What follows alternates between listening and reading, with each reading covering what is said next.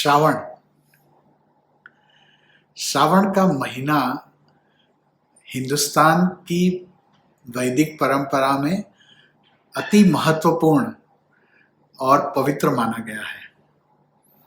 तो आइए आज देखते हैं कि श्रावण महीने के बारे में कुछ ऐसे तथ्य, कुछ ऐसे सत्य, कुछ ऐसी सीक्रेट बातें जानें और इस महीने में उसका सदुपयोग करें ताकि हमारे जीवन में हमें ज़्यादा से ज़्यादा हम लाभ मिले इस महीने का।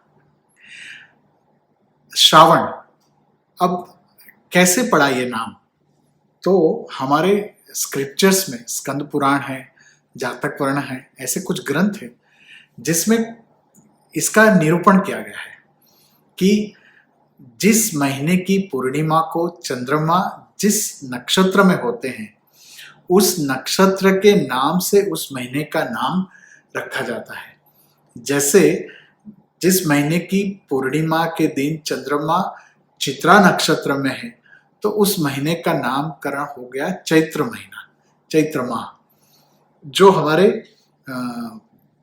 पंचांग में और हमारी परंपरा में उसको पहला महीना माना जाता है। वैसे ही जिस महीने की पूर्णिमा को चंद्रमा कृतिका नक्षत्र में होते हैं उस माह का नाम हो गया कार्तिक माह। वैसे ही जिस महीने की पूर्णिमा के दिन चंद्रमा श्रवण नक्षत्र में होते हैं इसीलिए इस महीने का नाम रखा गया है श्रावण। तो जैसे मैंने बताया कि स्कंद पुराण में और एक और पवित्र ग्रंथ है जातक वर्ण, और भी कई उपनिषदों में कहीं कहीं पर ये सब चीजें बताई गई है कि जिस महीने में चंद्रमा पूर्णिमा के दिन जिस नक्षत्र में होते हैं उस नक्षत्र का जो क्वालिटीज है उसका प्रभाव पूरे महीने रहता है चंद्र के महीने में। श्रावण के अलग अलग पहलुओं के बारे में जानते हैं। सबसे पहला तो श्रवण माने सुनना, श्रुति, लिसनिंग टू सो श्रुति को बहुत बड़ा प्रमाण माना गया है भारतीय परंपरा में, वैदिक परंपरा में ज्ञान अर्जित करने के लिए। श्रवण, मनन और चिंतन, ऐसे तो श्रवण को, श्रुति को बहुत ही महत्वपूर्ण अंग माना गया है। तो इस महीने में हम जो भी सुनते हैं वो हमारे जीवन में उसका प्रभाव बढ़ेगा, और कहते हैं कि इस महीने में हम जो भी सुनते हैं उसकी एक अलग ही गहराई हमें प्राप्त होती है। तो श्रावण में पहले के जमाने में क्या था कि श्रावण पड़ता है चातुर्मास में। चातुर्मास तो आपको पता ही होगा कि श्रावण महीना शुरू होने के 15 दिन पहले गुरु पूर्णिमा होती है। गुरु पूर्णिमा के 4 दिन पहले एकादशी होती है। तो आषाढ़ महीने की जो शुक्ल एकादशी है तब से लेके 4 महीना माने श्रावण, भाद्र, आसो और कार्तिक माह, तो कार्तिक की शुक्ल एकादशी तक के जो 4 महीने हैं वो भारतीय परंपरा में, वैदिक परंपरा में उसको चातुर्मास कहते हैं। और चातुर्मास में ये होता था कि जो भी हमारे संत थे, जो सेजस से महात्मा थे, तो वो अपना जो भी परिभ्रमण करते थे वो 4 महीने तक उसको रोक देते थे और कहीं पर वो निवास करते थे। अब 4 महीना निवास करते थे तो गुरु का तो काम है कुछ ना कुछ देना, तो उनके पास सबसे बेहतर होता है ज्ञान।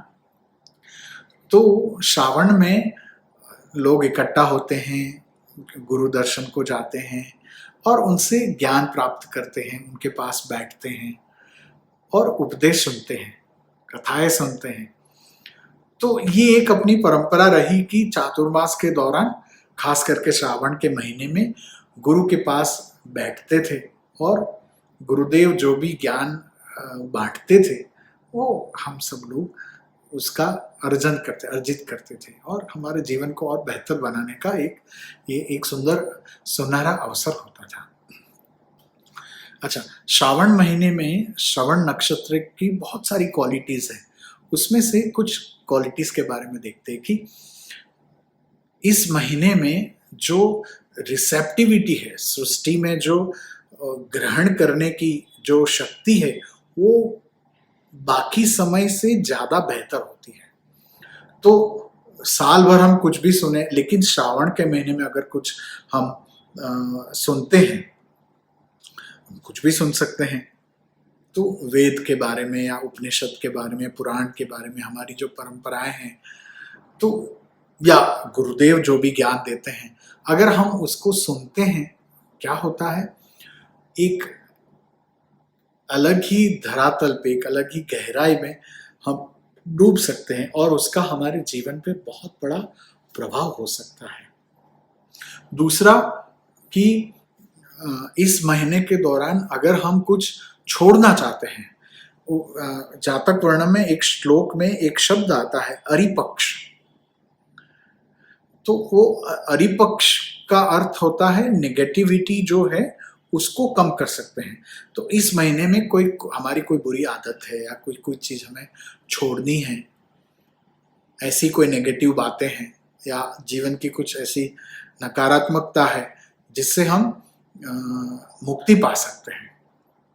और अगर हमारे जीवन में कुछ और बढ़ाना चाहते हैं, कोई क्रिएटिविटी है, कुछ सत्य के बारे में हम और जानना चाहते हैं, मोक्ष के मार्ग पे हम आगे जाना चाहते हैं, तो ये दो पहलू है। अगर ये मान लो कि आप कोई नकारात्मकता है ही नहीं, बहुत अच्छी बात है, या बहुत ज्ञान अर्जित कर लिया है तो भी और बढ़िया है। तो भक्ति में, पुण्य में, विश्व के कल्याण के लिए कुछ हम ऐसा करें, या हमारे पास जो ज्ञान है वो बांट सकते हैं लोगों में। तो ये एक बहुत ही सुंदर महीना पूरे साल में, एक वर्ष में आता है, जिसका लाभ हम सबको लेना चाहिए। तो कुछ ऐसा श्रवण करें कि मोक्ष की प्राप्ति के और हम और आसानी से और बढ़िया तरीके से हम आगे चल सकते हैं। तो धर्म के बारे में ज्यादा जान सकते हैं, सत्य के बारे में ज्यादा जान सकते हैं, कुछ ऐसी कोई वृत्ति है जिसको हम निर्मूल करना चाहें तो कर सकते हैं, और मोक्ष प्राप्ति को इस श्रावण के महीने में और हम एक गहराई तक ले जा सकते हैं। तो वैसे बहुत सारी बातें हैं, लेकिन ये आज के लिए इतना काफी है।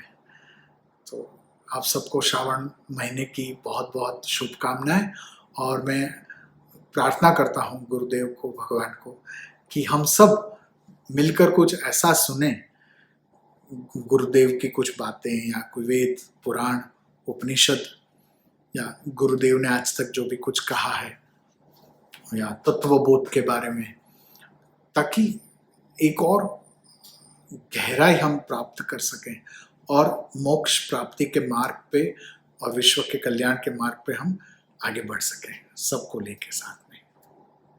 जय गुरुदेव।